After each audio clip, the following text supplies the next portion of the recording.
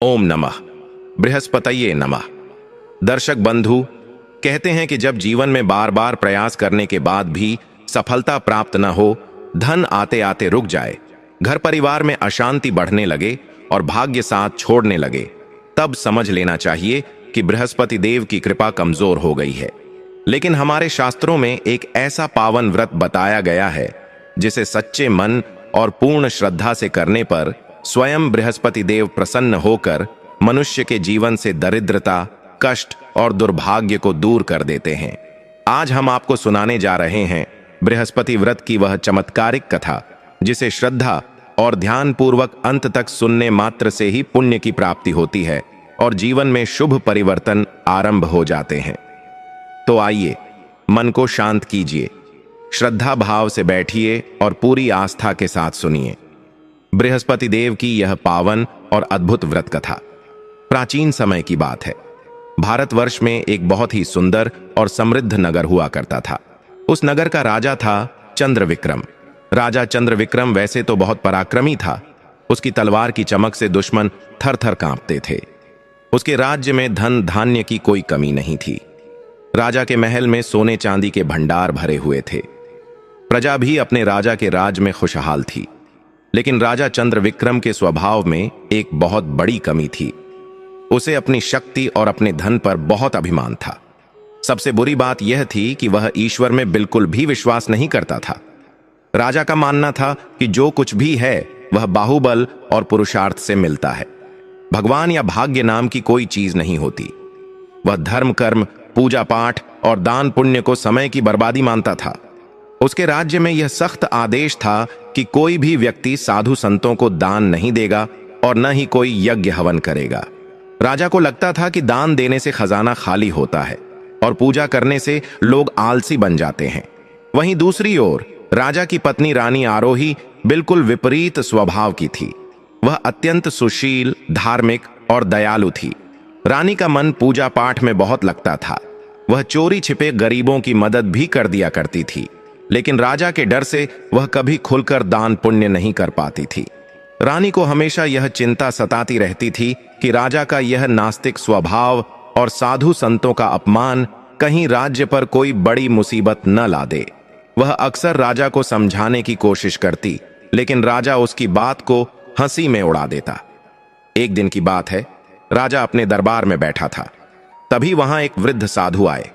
साधु ने राजा से कहा कि राजन, तुम्हारे पास इतना धन है, इतना बड़ा राज्य है, तुम्हें थोड़ा दान पुण्य करना चाहिए। यज्ञ और हवन करवाकर भगवान का धन्यवाद करना चाहिए। यह सुनकर राजा चंद्रविक्रम को बहुत क्रोध आया। उसने अहंकार में भरकर कहा कि यह सारा धन मैंने अपनी मेहनत से कमाया है। मैं इसे किसी को क्यों दूं और किस भगवान का धन्यवाद करूं जब सब कुछ मैंने किया है। राजा ने उस साधु का बहुत अपमान किया और उन्हें दरबार से बाहर निकलवा दिया। साधु तो वहां से चले गए, लेकिन राजा के इस व्यवहार ने उसके भाग्य पर एक काला साया डाल दिया। कहते हैं कि जब इंसान का अहंकार सिर चढ़कर बोलने लगता है तो उसका पतन निश्चित हो जाता है। राजा को अंदाजा भी नहीं था कि उसने अपने ही पैरों पर कुल्हाड़ी मार ली है। कुछ ही समय बीता था कि राज्य में प्रकृति का प्रकोप शुरू हो गया। जो राज्य कभी हरी भरी फसलों से लहराता था, वहां आसमान से आग बरसने लगी। बारिश का नामो निशान नहीं था। पहले एक महीना सूखा पड़ा, फिर दूसरा, और देखते ही देखते पूरा साल बीत गया, लेकिन बारिश की एक बूंद नहीं गिरी। नदी नाले सूखने लगे। कुओं का जल स्तर इतना नीचे चला गया कि पानी निकालना मुश्किल हो गया। जो खेत सोना उगलते थे, अब वहां धूल उड़ रही थी। जमीन फट गई थी और उसमें दरारें पड़ गई थीं। राज्य में हाहाकार मच गया। जानवर चारे और पानी के बिना मरने लगे। प्रजा के पास खाने को अन्न का दाना नहीं बचा। लोग भूख और प्यास से तड़पने लगे। राजा चंद्रविक्रम को शुरू में लगा कि यह सामान्य सूखा है। उसने अपने गोदामों से अनाज निकलवाकर बांटने का आदेश दिया, लेकिन सूखा तो इतना भयंकर था कि राजा के बड़े बड़े गोदाम भी कुछ ही महीनों में खाली हो गए। अब राजा के पास भी धन और अन्न की कमी होने लगी। जो राजा कल तक अपनी दौलत पर इतराता था, आज वह खुद लाचार महसूस करने लगा। प्रजा महल के बाहर आकर रोटी रोटी पुकारने लगी। बच्चों के रोने की आवाजें रानी आरोही के कानों तक पहुंचती। तो उसका कलेजा मुंह को आ जाता। रानी समझ गई थी कि यह सब राजा के पापों और अहंकार का परिणाम है। यह देवताओं का कोप है। एक रात रानी ने राजा को बहुत उदास देखा। राजा चंद्रविक्रम अपने कक्ष में सिर पकड़कर बैठा था। उसका सारा गुरूर अब चिंता में बदल चुका था। रानी उसके पास गई और धीरे से बोली कि महाराज, हमारे राज्य की यह दशा अब देखी नहीं जाती। प्रजा भूखी मर रही है। शायद हमसे कोई बड़ी भूल हुई है। यह किसी दैवीय प्रकोप का ही नतीजा लगता है। राजा ने इस बार रानी की बात नहीं काटी। वह अंदर से टूट चुका था। उसने कहा कि आरोही, मुझे समझ नहीं आ रहा कि क्या करूं। मेरा खजाना खाली हो चुका है। सैनिक और मंत्री भी मेरा साथ छोड़कर जा रहे हैं। अगर ऐसा ही चलता रहा तो यह राज्य श्मशान बन जाएगा। रानी ने हिम्मत करके कहा कि महाराज, मुझे लगता है हमें भगवान की शरण में जाना चाहिए। मैंने सुना है कि जब सारे रास्ते बंद हो जाते हैं तो ईश्वर का द्वार ही खुला रहता है। हमें अपने पापों का प्रायश्चित करना चाहिए। राजा अब तक पूरी तरह तो नहीं बदला था, लेकिन मुसीबत ने उसे थोड़ा नरम कर दिया था। उसने रानी से पूछा कि तुम क्या कहना चाहती हो? हम क्या करें? तभी रानी को याद आया कि उसने अपनी दादी से बृहस्पति देव के व्रत के बारे में सुना था। उसने राजा से कहा कि महाराज, मैंने सुना है कि बृहस्पति देव सभी मनोकामनाएं पूर्ण करते हैं और बिगड़े हुए काम बना देते हैं। मैं मन्नत मांगती हूं कि यदि हमारे राज्य में फिर से खुशहाली आ जाए, अकाल खत्म हो जाए और सब कुछ पहले जैसा हो जाए, तो मैं पूरे विधि विधान से बृहस्पति देव का व्रत और पूजन करूंगी। राजा के पास अब कोई और विकल्प नहीं था। वह डूबते को तिनके के सहारे की तरह इस बात पर सहमत हो गया। उसने अनमने मन से ही सही, लेकिन कह दिया कि ठीक है, अगर तुम्हारी मन्नत से कुछ भला होता है तो मुझे कोई आपत्ति नहीं है। रानी ने उसी क्षण हाथ जोड़कर मन ही मन बृहस्पति देव का स्मरण किया। उसने सच्चे दिल से प्रार्थना की कि हे बृहस्पति देव, मेरे पति के अपराधों को क्षमा करें, हमारे राज्य को इस नरक से बाहर निकालें। यदि अकाल समाप्त हो गया और प्रजा के प्राण बच गए तो मैं नियम पूर्वक आपका व्रत और उद्यापन करूंगी। रानी की आंखों से आंसू बह रहे थे। उसकी पुकार में एक भक्त की सच्ची तड़प थी। कहते हैं कि जब कोई सच्चे दिल से पुकारता है तो भगवान को आना ही पड़ता है। रानी की मन्नत का असर कुछ ही दिनों में दिखने लगा। अचानक मौसम का मिजाज बदला। आसमान में जो सूरज आग उगल रहा था, उसे काले बादलों ने ढक लिया। ठंडी हवाएं चलने लगीं और फिर वह हुआ जिसका इंतजार सब लोग कई सालों से कर रहे थे। मूसलाधार बारिश शुरू हो गई। सूखी धरती की प्यास बुझने लगी। नदी तालाब फिर से लबालब भर गए। किसानों के चेहरों पर मुस्कान लौट आई। मुरझाए हुए पेड़ पौधे फिर से हरे होने लगे। कुछ ही महीनों में खेतों में फसल लहलहाने लगी। राज्य में फिर से धन धान्य आने लगा। व्यापार चल पड़ा और राजकोष में कर के रूप में धन आने लगा। राजा चंद्रविक्रम की खुशी का ठिकाना नहीं था। उसे लगा कि उसकी किस्मत और उसकी मेहनत फिर से रंग लाई है। जैसे जैसे राज्य के हालात सुधरे, राजा का पुराना अहंकार फिर से जागने लगा। वह भूल गया कि यह सब रानी की प्रार्थना और मन्नत का फल है। रानी आरोही ने जब देखा कि सब कुछ ठीक हो गया है, तो उसने राजा को अपनी मन्नत की याद दिलाई। उसने कहा कि महाराज, अब हमारे दिन फिर गए हैं। मुझे अपनी मन्नत पूरी करनी है। मुझे बृहस्पति देव का व्रत और पूजन करना है। आप इसके लिए राजपुरोहित को बुलवाएं और पूजन की सामग्री का प्रबंध करवाएं। लेकिन राजा चंद्रविक्रम, जो सुख आते ही फिर से नास्तिक हो गया था, उसने रानी की बात को हंसी में उड़ा दिया। उसने कहा कि अरे आरोही, तुम भी किन वहमों में पड़ी हो? यह बारिश, यह फसल, यह सब तो प्रकृति का नियम है। कभी सूखा पड़ता है, कभी बारिश होती है। इसमें किसी देवता का कोई हाथ नहीं है। यह सब मेरे अच्छे प्रबंधन का नतीजा है। तुम्हें किसी व्रत की जरूरत नहीं है। खामखा अपना शरीर क्यों सुखाओगी? रानी ने बहुत समझाया कि महाराज, यह वचन भंग करना ठीक नहीं है। ईश्वर से धोखा करना हमें भारी पड़ सकता है। लेकिन राजा ने उसकी एक न सुनी। उसने साफ मना कर दिया कि राजमहल में कोई पूजा पाठ नहीं होगा।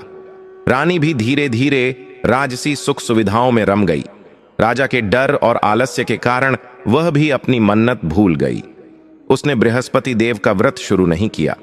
इंसान की फितरत ही ऐसी होती है, दुख में सुमिरन सब करे, सुख में करे न कोय। रानी ने भी वही गलती कर दी। उसने भगवान को दिया हुआ वचन तोड़ दिया। इस वचन भंग का परिणाम बहुत ही भयानक होने वाला था। बृहस्पति देव, जो देवताओं के गुरु हैं, वे इस अपमान और विश्वासघात से रुष्ट हो गए। अभी राज्य संभला ही था कि फिर से मुसीबतों का पहाड़ टूटने वाला था, और इस बार की मुसीबत पिछले बार से भी कहीं ज्यादा बड़ी और भयानक होने वाली थी। इस बार सिर्फ अकाल नहीं, बल्कि राजा का अस्तित्व ही मिटने वाला था। कुछ समय बाद पड़ोसी राज्य के राजा ने देखा कि चंद्रविक्रम अभी कमजोर है। उसने अचानक एक विशाल सेना के साथ आक्रमण कर दिया। राजा चंद्रविक्रम अभी पिछले नुकसान से पूरी तरह उभरा भी नहीं था। उसकी सेना तैयार नहीं थी। युद्ध बहुत भयंकर हुआ, लेकिन राजा चंद्रविक्रम की हार हुई। दुश्मन राजा ने चंद्रविक्रम का सब कुछ छीन लिया। उसका महल, उसका खजाना, उसके हाथी घोड़े, सब कुछ लूट लिया गया। राजा और रानी को जान बचाने के लिए महल के पीछे के गुप्त रास्ते से भागना पड़ा। कल तक जो राजा सोने के पलंग पर सोता था और रानी जो रेशमी वस्त्र पहनती थी, आज वे दोनों फटे हालों में जान बचाकर जंगल की ओर भाग रहे थे। उनका राज्य छिन चुका था। सर छिपाने को छत नहीं थी और खाने को दाना नहीं था। राजा और रानी अपनी एक छोटी सी बेटी के साथ भटकते भटकते अपने ही राज्य की सीमा से दूर एक दूसरे देश के गांव में पहुंचे। वहां वे अपनी पहचान छिपाकर रहने लगे। राजा को डर था कि अगर किसी ने उसे पहचान लिया तो दुश्मन उसे मार डालेंगे। वह गांव बहुत छोटा था। वहां के लोग बहुत साधारण थे। राजा ने गांव के किनारे एक छोटी सी टूटी फूटी झोपड़ी में शरण ली। जिस राजा के इशारे पर हजारों दास दासियां दौड़ते थे, आज उसे खुद जंगल से लकड़ियां बीन कर लानी पड़ रही थीं। रानी, जिसके कोमल हाथ कभी फूलों से ज्यादा भारी चीज नहीं उठाते थे, अब उसे गोबर लीपना पड़ता और चक्की पीसनी पड़ती। उनकी हालत बहुत दयनीय हो गई थी। राजा अब एक साधारण मजदूर की तरह दिखने लगा था। उसके कपड़े मैले कुचैले थे और चेहरे पर तेज की जगह धूल और मायूसी थी। रानी की आंखों में हमेशा आंसू रहते थे, लेकिन वह अपनी बेटी की खातिर सब कुछ सहन कर रही थी। उनकी बेटी, जो राजकुमारी थी, अब धूल मिट्टी में खेलने को मजबूर थी। दिन बीतते गए और उनकी गरीबी बढ़ती गई। कभी कभी तो ऐसा वक्त आता कि उन्हें भूखे पेट ही सोना पड़ता। राजा चंद्रविक्रम को अब अपनी बेबसी पर बहुत गुस्सा आता, लेकिन वह कर भी क्या सकता था। उसे अभी भी यह एहसास नहीं था कि यह सब उसके वचन भंग और अहंकार का नतीजा है। वह इसे केवल अपना दुर्भाग्य मान रहा था। उस छोटे से गांव के किनारे टूटी फूटी झोपड़ी में राजा चंद्रविक्रम, रानी आरोही और उनकी नन्ही सी बेटी के दिन बहुत ही कष्ट में बीत रहे थे। वह राजा, जिसके दरबार में कभी न्याय की घंटा बजती थी और जिसके खजाने के दरवाजे हमेशा खुले रहते थे, आज वह खुद एक एक दाने के लिए मोहताज हो गया था। समय का चक्र ऐसा घूमा था कि राजा को अब अपनी पहचान छिपानी पड़ रही थी। उसे डर था कि अगर किसी को पता चल गया कि वह चंद्रविक्रम है, तो उसके शत्रु उसे जीवित नहीं छोड़ेंगे। इसलिए उसने अपना नाम और वेशभूषा सब बदल लिया था। गांव में रहने वाले लोग उन्हें एक साधारण गरीब परिवार समझते थे। राजा को कोई ऐसा काम नहीं आता था जो गांव के लोग करते थे। उसने कभी खेत में हल नहीं चलाया था, कभी भारी बोझा नहीं उठाया था, लेकिन पेट की आग बुझाने के लिए उसे मजदूरी करनी पड़ती थी। राजा जंगल जाता और वहां से सूखी लकड़ियां चुनकर लाता। उसके कोमल हाथों में, जिन्होंने कभी तलवार की मूठ के अलावा कुछ सख्त नहीं पकड़ा था, अब लकड़ियां काटते और उठाते समय छाले पड़ जाते थे। शाम को जब वह लकड़ियों का गट्ठर सिर पर रखकर बाजार में बेचने जाता, तो उसे बहुत शर्म महसूस होती थी। उसे अपनी पुरानी शान और शौकत याद आती तो उसकी आंखों से आंसू निकल पड़ते। लकड़ियां बेचकर जो थोड़े बहुत पैसे मिलते, उससे वह थोड़ा सा आटा और नमक खरीद पाता था। रानी आरोही की हालत तो और भी खराब थी। वह महलों की रानी, जो कभी दासियों के बिना एक कदम नहीं चलती थी, अब खुद घर का सारा काम करती थी। वह मिट्टी के चूल्हे पर रोटियां बनाती, लेकिन अक्सर ऐसा होता कि आटा कम पड़ जाता। वह अपनी बेटी और पति को खिला देती और खुद पानी पीकर सो जाती।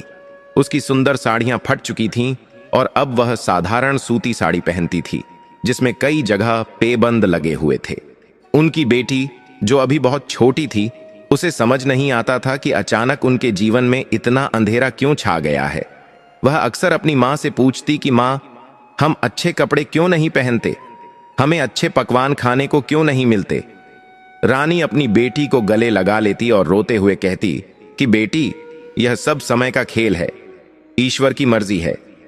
एक दिन की बात है, घर में खाने को बिल्कुल भी अन्न नहीं था।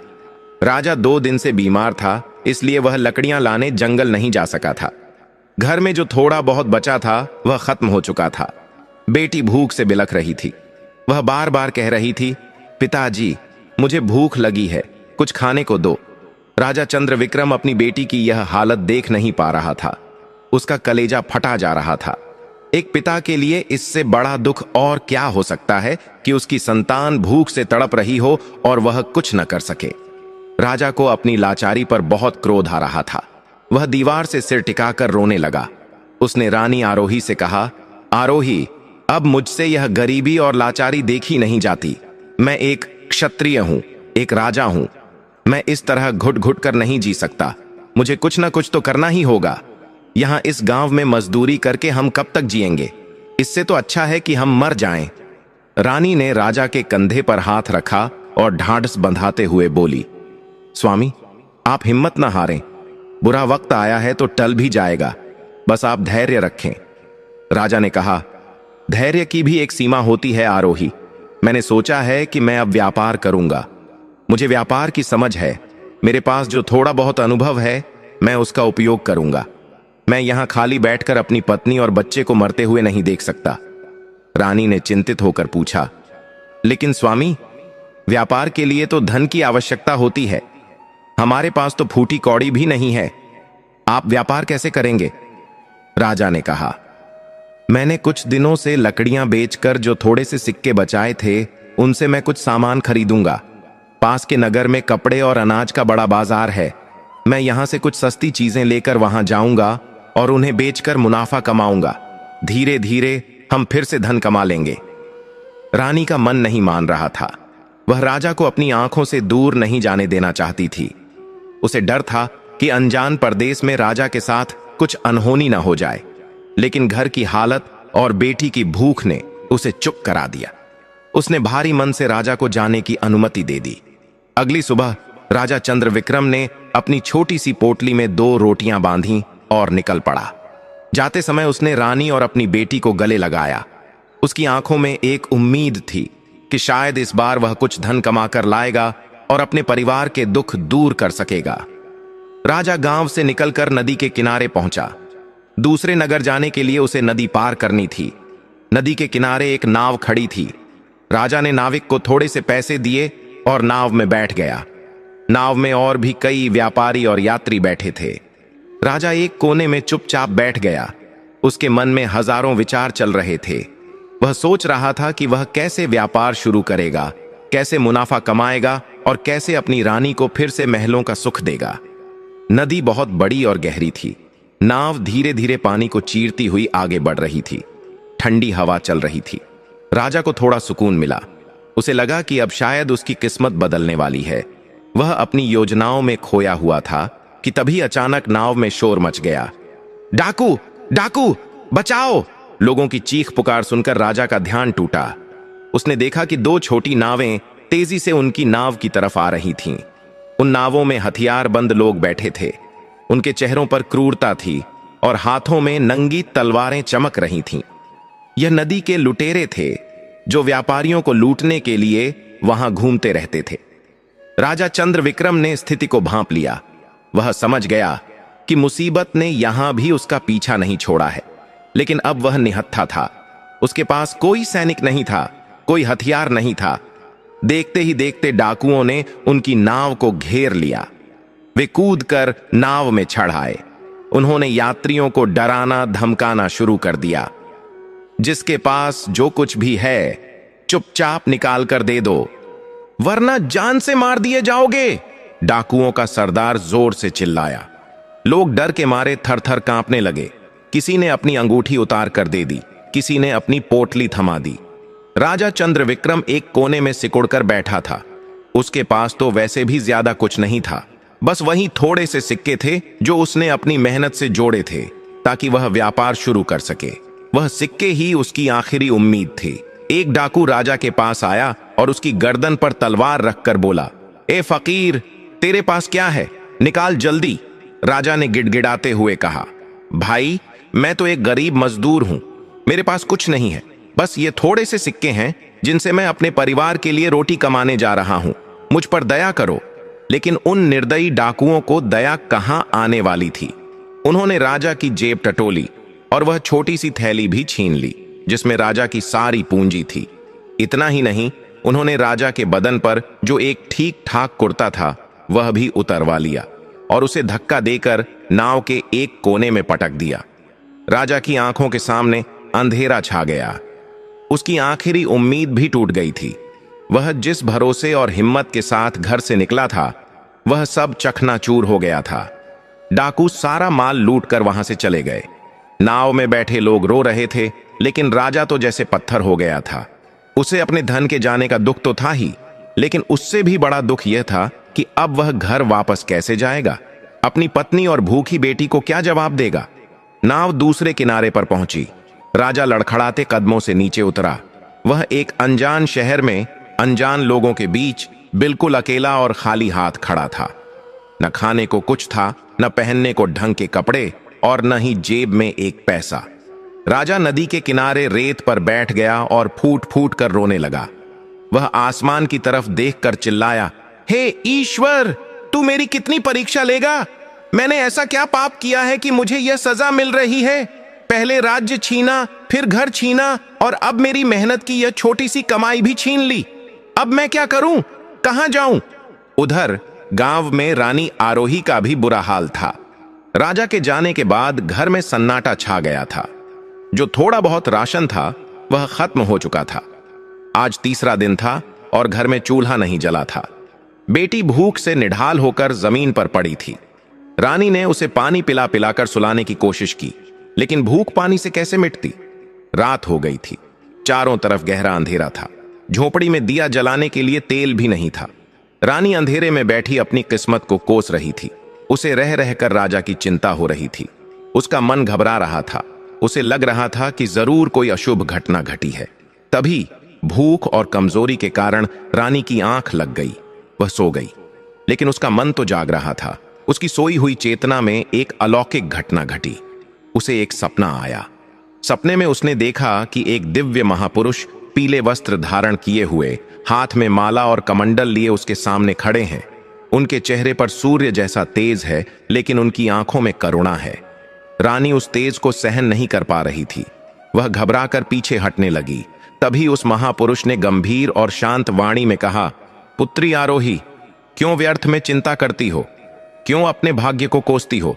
क्या तुम्हें याद नहीं, तुमने सुख के दिनों में क्या वचन दिया था? रानी ने कांपते हुए पूछा, हे महात्मा, आप कौन हैं और मैं किस वचन की बात कर रही हूं? मुझसे क्या भूल हुई है? महापुरुष ने कहा, मैं देवगुरु बृहस्पति हूं। जब तुम्हारे राज्य में अकाल पड़ा था तब तुमने मन्नत मांगी थी कि यदि सब ठीक हो जाएगा तो तुम मेरा व्रत और पूजन करोगी। लेकिन जब सुख आया तो तुम और तुम्हारा पति दोनों अपने अहंकार में डूब गए।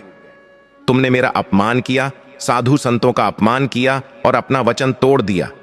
यह जो तुम्हारी दशा है, यह उसी वचन भंग का परिणाम है। देवताओं से किया गया वादा तोड़ना कोई साधारण भूल नहीं है पुत्री।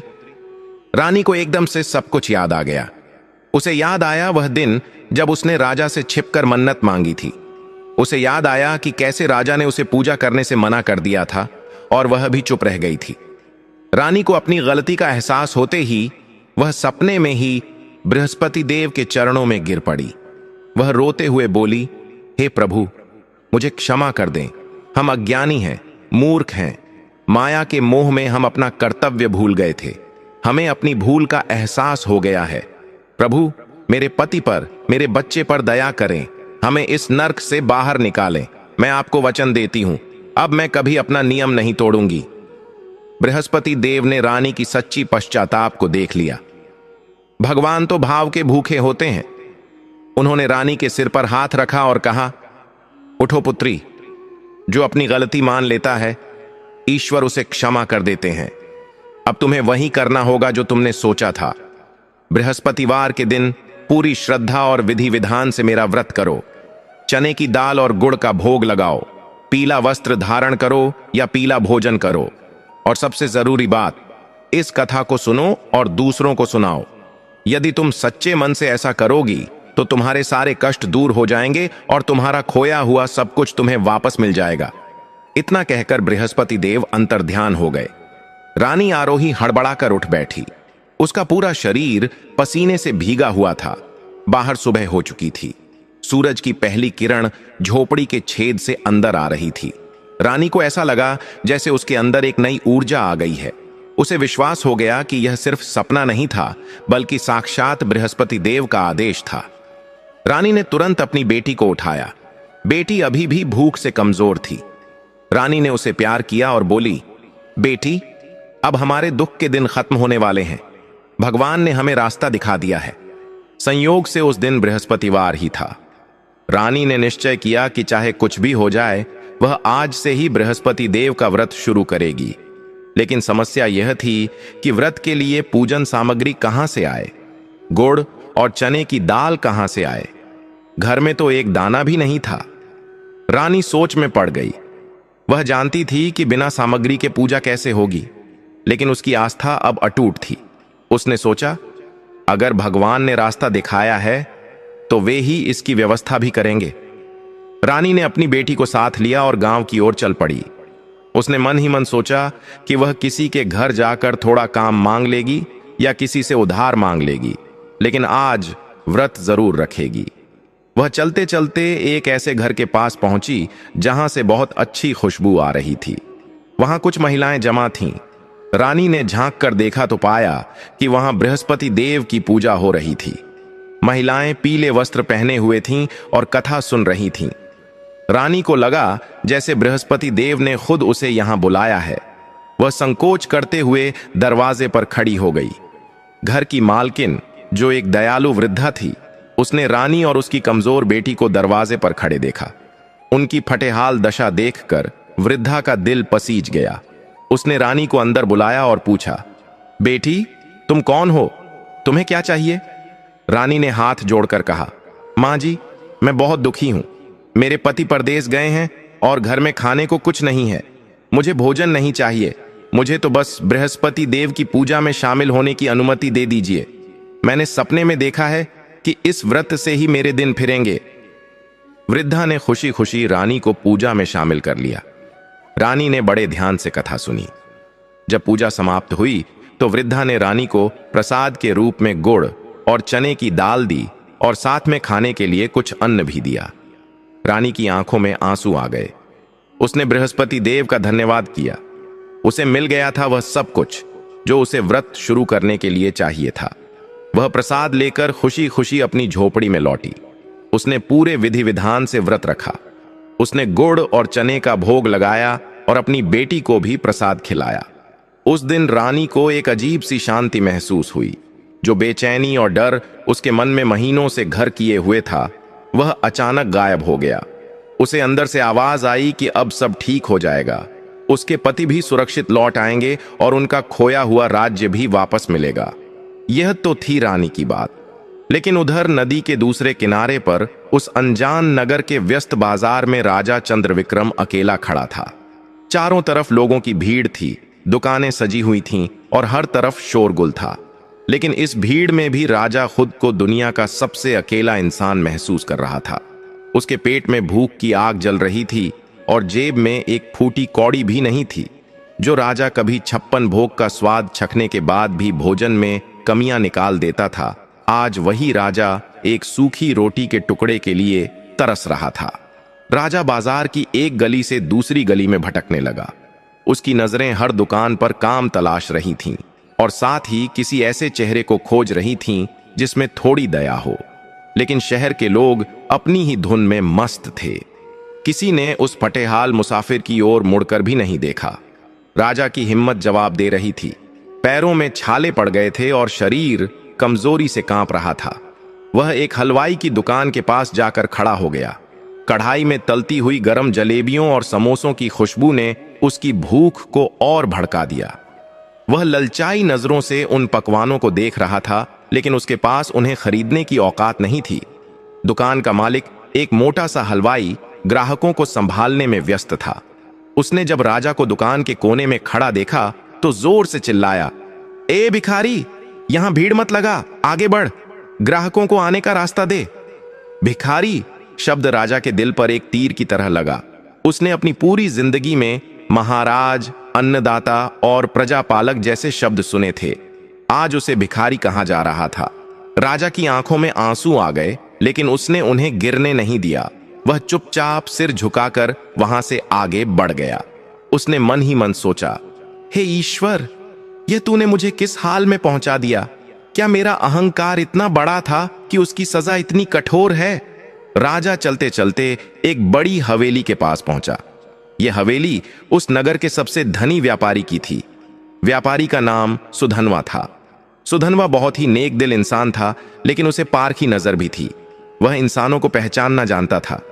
संयोग देखिए, जिस वक्त राजा उस हवेली के चबूतरे के पास थक कर बैठा, उसी वक्त सुधनवा सेठ अपने घर से बाहर निकल रहे थे। सेठ की नजर चबूतरे पर बैठे उस फटेहाल व्यक्ति पर पड़ी। राजा के कपड़े भले ही मैले और फटे हुए थे, बाल बिखरे हुए थे, लेकिन उसके चेहरे का तेज, उसका चौड़ा माथा और उसके बैठने का तरीका किसी साधारण मजदूर जैसा नहीं था।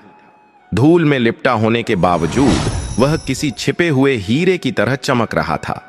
यह और कुछ नहीं बल्कि रानी आरोही द्वारा किए गए बृहस्पति व्रत का ही चमत्कार था। जब पत्नी धर्म के रास्ते पर चलती है और सच्चे मन से प्रार्थना करती है, तो उसका पुण्य उसके पति की रक्षा कवच बन जाता है। रानी के व्रत के प्रभाव से ही आज सेठ सुधनवा का ध्यान राजा की ओर आकर्षित हुआ, वरना हजारों गरीब रोज सड़कों पर बैठते हैं। अमीर लोग उन्हें देखकर भी अनदेखा कर देते हैं। सेठ सुधनवा राजा के पास गए और बहुत ही नम्रता से पूछा, हे परदेसी, तुम कौन हो? तुम्हारी शारीरिक बनावट और तुम्हारे चेहरे का ओज बताता है कि तुम कोई साधारण भिक्षु नहीं हो। तुम किसी कुलीन कुल के लगते हो। तुम पर क्या विपदा आ पड़ी है जो तुम इस हाल में यहां बैठे हो? राजा चंद्रविक्रम ने सिर उठाकर सेठ की ओर देखा। उसे पहली बार किसी की आवाज में अपने लिए सम्मान और अपनापन महसूस हुआ। राजा ने हाथ जोड़कर कहा, महाशय, मैं एक अभागा परदेसी हूं। समय के चक्र ने मुझे यहां ला पटका है। मेरा सब कुछ लुट चुका है। मैं काम की तलाश में इस नगर में आया था, लेकिन लुटेरों ने मेरी जमा पूंजी भी छीन ली। अब मेरे पास न खाने को अन्न है और न ही कोई काम। मैं बस अपनी और अपने परिवार की भूख मिटाने के लिए कोई रोजगार चाहता हूं। राजा ने अपनी असली पहचान नहीं बताई। उसे डर था कि अगर उसने कह दिया कि वह राजा चंद्रविक्रम है, तो लोग उसका मजाक उड़ाएंगे या फिर कोई शत्रु उसे पहचान लेगा। सेठ सुधनवा को राजा की बातों में सच्चाई नजर आई। उसे लगा कि इस व्यक्ति पर भरोसा किया जा सकता है। सेठ ने कहा, देखो भाई, मुझे अपने व्यापार और घर के कामकाज के लिए एक भरोसेमंद और समझदार व्यक्ति की जरूरत है। अगर तुम चाहो तो मेरे यहां काम कर सकते हो। मैं तुम्हें रहने की जगह और भोजन दूंगा और तुम्हारे काम के हिसाब से तुम्हें वेतन भी मिलेगा। यह सुनते ही राजा की आंखों में चमक आ गई। ऐसा लगा जैसे डूबते को तिनका मिल गया हो। उसने तुरंत हामी भर दी। राजा ने कहा, सेठ जी, मैं आपका आजीवन आभारी रहूंगा। मैं पूरी मेहनत और ईमानदारी से आपका काम करूंगा। सेठ सुधनवा राजा को अपने साथ हवेली के अंदर ले गए। उन्होंने अपने नौकरों को आदेश दिया कि इस परदेसी को नहला धुलाकर साफ कपड़े दिए जाएं और भोजन कराया जाए। स्नान करने और साफ कपड़े पहनने के बाद जब राजा भोजन करने बैठा, तो उसके सामने थाली में कई प्रकार के व्यंजन परोसे गए। रोटी का पहला निवाला तोड़ते ही राजा का गला रुंध गया। उसे अपनी पत्नी और बेटी की याद आ गई। उसने सोचा, मैं तो यहां पेट भर रहा हूं, लेकिन मेरी आरोही और मेरी फूल सी बच्ची ने पता नहीं कुछ खाया होगा या नहीं। राजा ने मन ही मन संकल्प लिया कि वह यहां दिन रात मेहनत करेगा और जल्दी ही ढेर सारा धन कमाकर अपने परिवार के पास लौटेगा। भोजन करने के बाद राजा को सेठ ने अपना काम समझाया। राजा का काम था सेठ के गोदाम का हिसाब किताब रखना और देखरेख करना। चूंकि राजा पढ़ा लिखा था और उसे राज्य चलाने का अनुभव था, इसलिए उसने बहुत जल्दी ही सेठ के सारे व्यापार को समझ लिया। जिस काम को करने में मुनीमों को घंटों लगते थे, राजा अपनी बुद्धिमत्ता से उसे चुटकियों में हल कर देता था। उसकी काम करने की शैली और उसकी ईमानदारी देखकर सेठ सुधनवा बहुत प्रसन्न हुए। देखते ही देखते कुछ महीने बीत गए। राजा की मेहनत से सेठ के व्यापार में दिन दूनी रात चौगुनी तरक्की होने लगी। सेठ राजा को अपने परिवार के सदस्य की तरह मानने लगे। राजा ने भी अपनी तनख्वाह में से एक एक पैसा जोड़ना शुरू कर दिया। वह अपनी जरूरतों को मारकर पैसे बचाता था ताकि जल्दी से जल्दी अपने परिवार की गरीबी दूर कर सके। उधर गांव में रानी आरोही हर बृहस्पतिवार को नियम से बृहस्पति देव का व्रत करती थी। उसके पास अब खाने की कमी नहीं थी। राजा के जाने के बाद गांव के लोग जो पहले उनसे दूर रहते थे अब किसी न किसी बहाने रानी की मदद कर देते थे। यह भी बृहस्पति देव की ही कृपा थी कि लोगों का मन बदल गया था। रानी हर गुरुवार को चने और गुड़ का भोग लगाती, कथा सुनती और सुहागिनों को प्रसाद बांटती। उसकी श्रद्धा ने उसके बुरे दिनों को काटना आसान कर दिया था। लेकिन कहते हैं ना कि देवता जब देते हैं तो छप्पर फाड़ कर देते हैं और जब परीक्षा लेते हैं तो इंसान को पूरी तरह निचोड़ लेते हैं। राजा चंद्रविक्रम का जीवन पटरी पर लौट ही रहा था कि नियति ने एक और खेल रचा। अभी उसके पापों का पूरा प्रायश्चित नहीं हुआ था। अभी उसे और तपिश में जलना बाकी था। एक दिन सेठ सुधनवा ने राजा को बुलाया और कहा, देखो भाई, तुम्हारे आने से मेरे घर में बहुत बरकत हुई है। मैं तुमसे बहुत खुश हूं। कल मेरे घर में एक बहुत बड़ा उत्सव है। मेरी बेटी का विवाह तय हुआ है। दूर दूर से मेहमान आएंगे। मैं चाहता हूं कि तुम व्यवस्था की सारी जिम्मेदारी संभालो। मुझे तुम पर पूरा भरोसा है। राजा ने सिर झुकाकर कहा, जी मालिक, आप निश्चिंत रहें, मैं कोई कमी नहीं होने दूंगा। अगले दिन सेठ की हवेली में उत्सव का माहौल था। घर को फूलों और दियों से सजाया गया था। संगीत बज रहा था। मेहमानों का आना जाना लगा हुआ था। राजा हर काम में बढ़ चढ़कर हिस्सा ले रहा था। वह मेहमानों के स्वागत से लेकर भोजन की व्यवस्था तक सब कुछ देख रहा था। घर के अंदर महिलाओं के कक्ष में एक खूंटी पर सेठ की पत्नी और बेटी ने अपने कीमती जेवर उतार कर टांग दिए थे। उन जेवरों में एक नौलखा हार भी था जिसकी कीमत लाखों में थी। वह हार बहुत ही सुंदर और कीमती था। उत्सव की भाग दौड़ में किसी का ध्यान उस हार की तरफ नहीं गया। तभी एक विचित्र घटना घटी। उस खूंटी पर जहां वह हार टंगा था, वह हार अचानक गायब हो गया। मजे की बात यह थी कि वहां कोई चोर नहीं आया था। पुराणों और कथाओं के अनुसार बृहस्पति देव राजा की परीक्षा लेना चाहते थे और उन्हें यह याद दिलाना चाहते थे कि बिना विधि विधान और बिना अहंकार त्यागे मुक्ति नहीं मिलती। वह हार खूंटी के अंदर ही लोप हो गया, यानी खूंटी हार को निगल गई। यह एक दैवीय माया थी। थोड़ी देर बाद जब सेठानी वहां आई और उसने देखा कि खूंटी पर हार नहीं है तो उसके होश उड़ गए। उसने शोर मचा दिया, हार चोरी हो गया, मेरा नौलखा हार चोरी हो गया। पूरे घर में सन्नाटा छा गया। संगीत रुक गया। मेहमान कानाफूसी करने लगे। सेठ सुधनवा दौड़ते हुए वहां आए। उन्होंने पूछा, क्या हुआ, हार कहां रखा था? सेठानी ने रोते हुए कहा, मैंने अभी यहीं खूंटी पर टांगा था और इस कमरे में अभी सिर्फ यह नया नौकर राजा ही आया था फूलदान बदलने के लिए। इसके अलावा और कोई यहां नहीं आया। सबकी शक की सुई राजा चंद्रविक्रम की ओर घूम गई। सेठ सुधनवा, जो राजा पर बहुत भरोसा करते थे, उनका भी मन डोल गया। इंसान की फितरत ही ऐसी होती है, वह सालों की वफादारी को एक पल के शक में भुला देता है। सेठ ने कड़ी आवाज में राजा से पूछा, सच सच बताओ, क्या तुमने हार उठाया है? अगर तुमने लिया है तो वापस कर दो। मैं तुम्हें कुछ नहीं कहूंगा, बस यहां से चले जाना। राजा तो सन्न रह गया। जिस अपराध के बारे में उसे पता भी नहीं था, उसका आरोप उस पर लग रहा था। उसने गिड़गिड़ाते हुए कहा, मालिक, मैं गरीब जरूर हूं लेकिन चोर नहीं हूं। मैंने आपके नमक का हक अदा किया है। मैं आपके साथ ऐसा विश्वासघात सपने में भी नहीं कर सकता। मैंने हार नहीं देखा। लेकिन वहां मौजूद लोगों ने सेठ को भड़काना शुरू कर दिया। अरे सेठ जी, इन परदेसियों का क्या भरोसा। गरीबी इंसान को कुछ भी करने पर मजबूर कर देती है। किसी ने हार चुराया होगा, सीधे मुंह नहीं मानेगा, इसे कोड़े लगवाओ। सेठानी भी गुस्से में थी। उसने कहा, यही चोर है, इसकी तलाशी लो। सिपाहियों ने राजा की तलाशी ली, लेकिन हार तो उसके पास था ही नहीं। हार तो खूंटी निगल गई थी।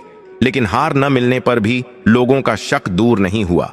उन्होंने कहा, जरूर इसने हार कहीं छिपा दिया है या अपने किसी साथी को दे दिया है। सेठ सुधनवा को अब क्रोध आ गया। उसे लगा कि उसकी शराफत का फायदा उठाया गया है। उसने तुरंत नगर के कोतवाल को बुलवा लिया। कोतवाल ने आते ही राजा को गिरफ्तार कर लिया। राजा चिल्लाता रहा, मैं निर्दोष हूं, मैं निर्दोष हूं, लेकिन उसकी सुनने वाला कोई नहीं था। उसे रस्सियों से बांधकर पूरे बाजार में घसीटते हुए ले जाया गया। लोग उस पर थूक रहे थे, उसे गालियां दे रहे थे। देखो, यही है वह चोर जिसने सेठ का भरोसा तोड़ा। राजा चंद्रविक्रम की आंखों से आंसुओं की धारा बह निकली।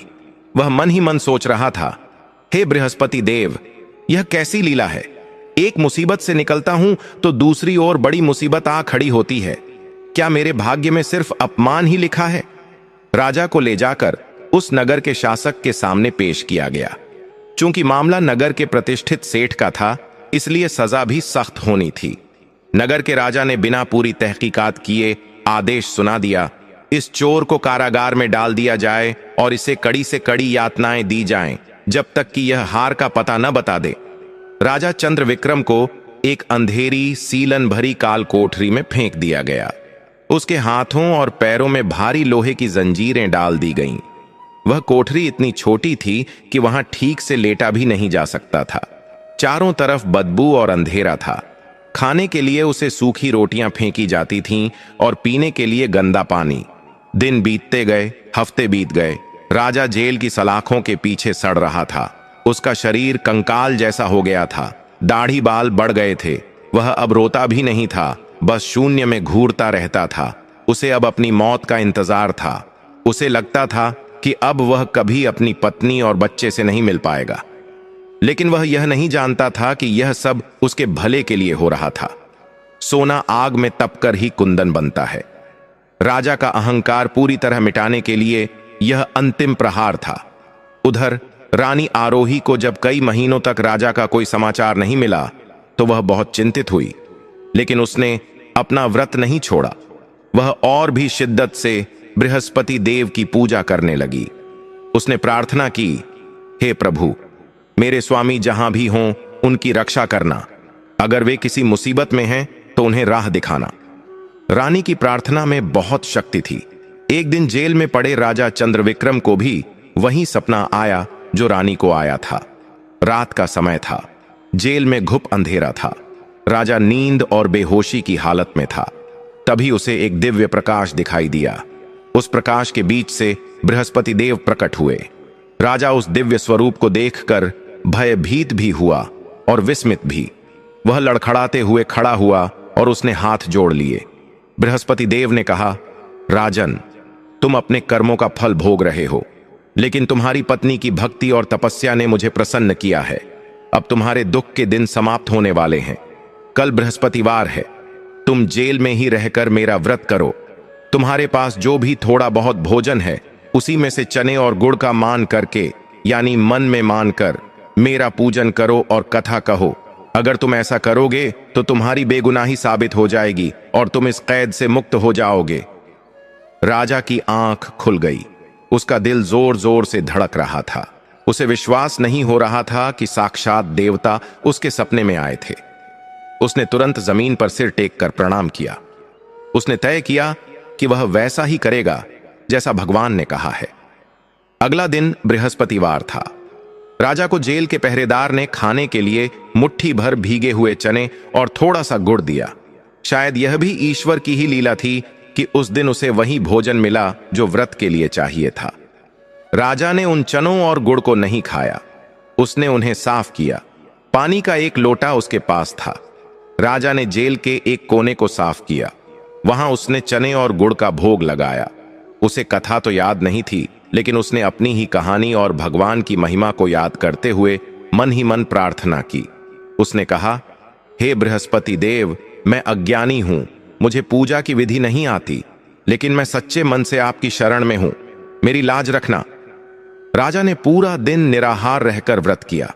शाम को उसने उसी चने और गुड़ का प्रसाद ग्रहण किया। चमत्कार होना तय था। उसी रात नगर के राजा, जिसने चंद्रविक्रम को सजा दी थी, को एक सपना आया। सपने में बृहस्पति देव ने उसे दर्शन दिए और क्रोधित होकर कहा, हे राजन, तुमने एक निर्दोष व्यक्ति को जेल में डाल रखा है। वह कोई चोर नहीं है, वह एक पदच्युत राजा है। वह चंद्र विक्रम है। जिस हार की चोरी का इल्जाम उस पर लगा है, वह हार उसी खूंटी पर टंगा है जहां से गायब हुआ था। सुबह उठकर देखो, तुम्हें सत्य का पता चल जाएगा। अगर तुमने उसे तुरंत मुक्त नहीं किया तो तुम्हारा राज्य भी नष्ट हो जाएगा। नगर का राजा पसीने पसीने होकर नींद से जाग गया। वह बुरी तरह कांप रहा था।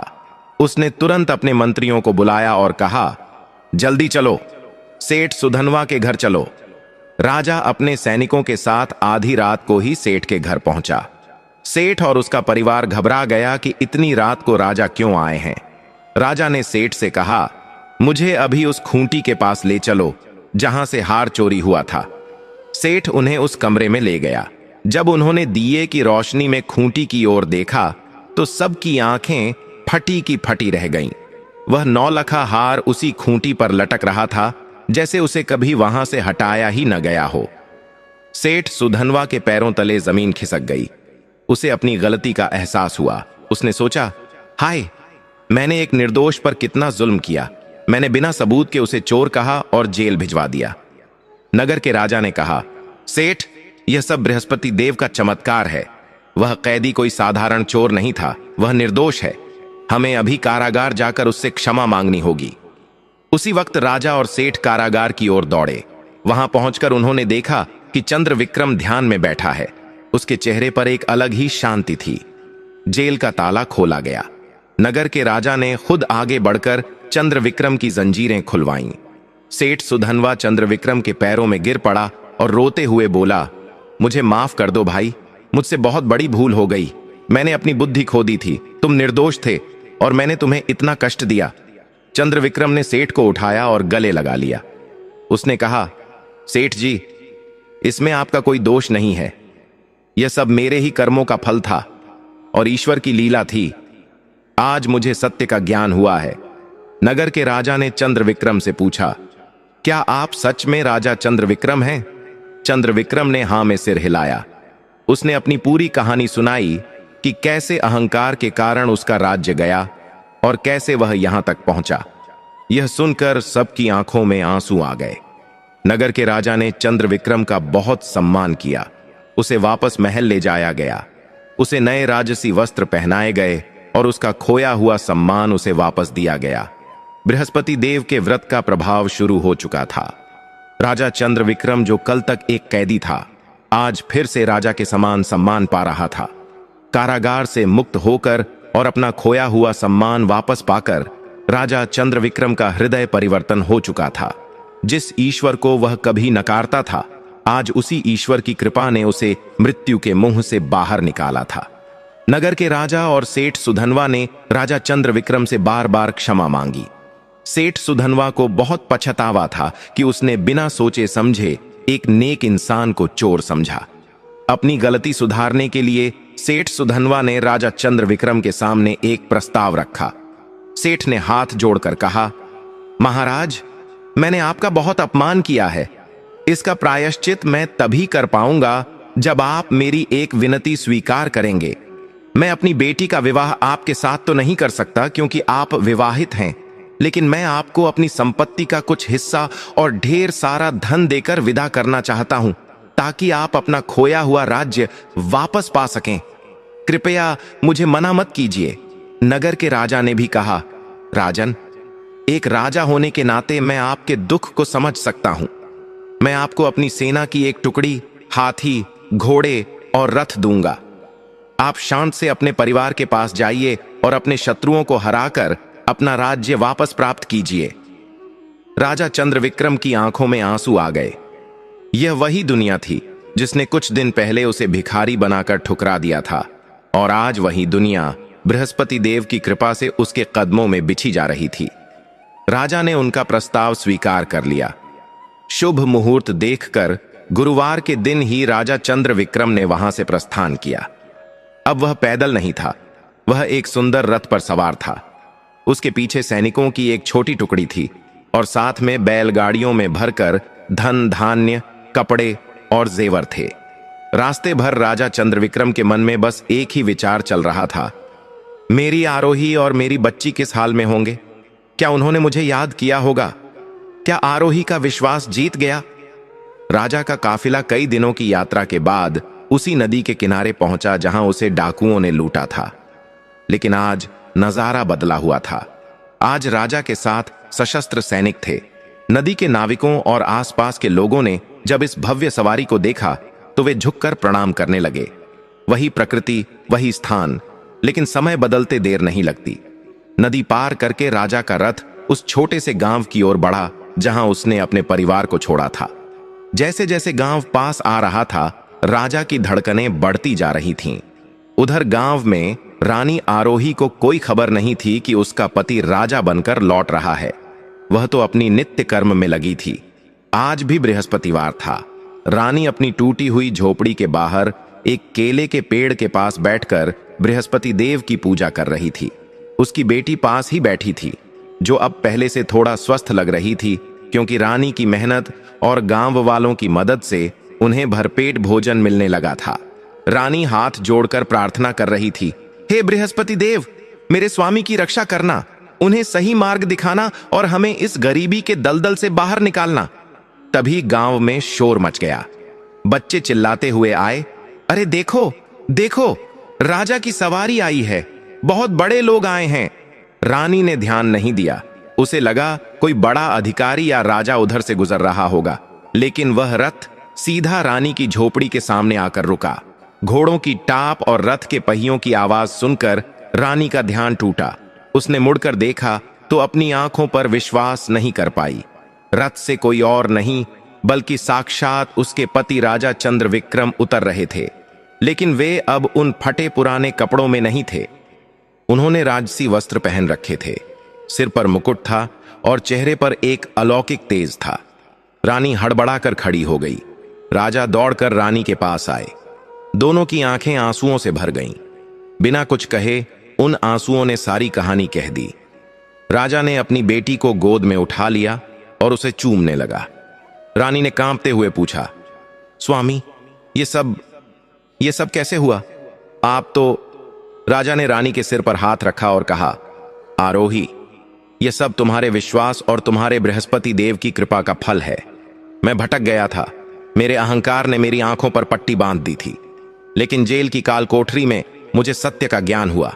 भगवान ने मुझे दर्शन दिए और मुझे बचाया। आज मैं जो कुछ भी हूं, सिर्फ और सिर्फ तुम्हारी भक्ति और इस पावन व्रत के कारण हूं। राजा ने गांव वालों के सामने अपनी गलती स्वीकार की। उसने सबको बताया कि कैसे बृहस्पति देव ने उसकी रक्षा की। गांव के लोग, जिन्होंने राजा को मजदूर के रूप में देखा था, आज उसे इस रूप में देखकर हैरान थे। वे सब जय जयकार करने लगे। बृहस्पति देव की जय, रानी आरोही की जय। राजा ने सेठ सुधनवा द्वारा दिया गया धन रानी के चरणों में रख दिया। लेकिन रानी ने कहा, स्वामी, यह धन मेरा नहीं है। यह प्रजा की सेवा और भगवान के कार्य के लिए है। अब हमें अपने असली घर, अपने राज्य वापस चलना चाहिए। राजा चंद्रविक्रम ने उसी समय प्रतिज्ञा की कि वह अब जीवन भर बृहस्पति देव का व्रत करेगा। उसने गांव के लोगों को भी बहुत सारा धन दिया और उनका धन्यवाद किया, जिन्होंने बुरे वक्त में उनका साथ दिया था। अब बारी थी अंतिम युद्ध की, अपना खोया हुआ राज्य वापस पाने की। राजा चंद्रविक्रम अपनी नई सेना और रानी आरोही के साथ अपने पुराने राज्य की सीमा पर पहुंचा। वहां के लोग अभी भी उस क्रूर राजा, जिसने राज्य छीना था, के अत्याचारों से परेशान थे। जब प्रजा ने सुना कि उनका पुराना राजा चंद्रविक्रम वापस आ गया है और इस बार वह धर्म और ईश्वर के साथ आया है, तो पूरी प्रजा उसके समर्थन में खड़ी हो गई। दुश्मन राजा को जब पता चला तो वह अपनी विशाल सेना लेकर मुकाबले के लिए आया। लेकिन कहते हैं ना, जाको राखे साइयां मार सके न कोई। जिसके साथ धर्म और दैवीय शक्ति हो, उसे कौन हरा सकता है?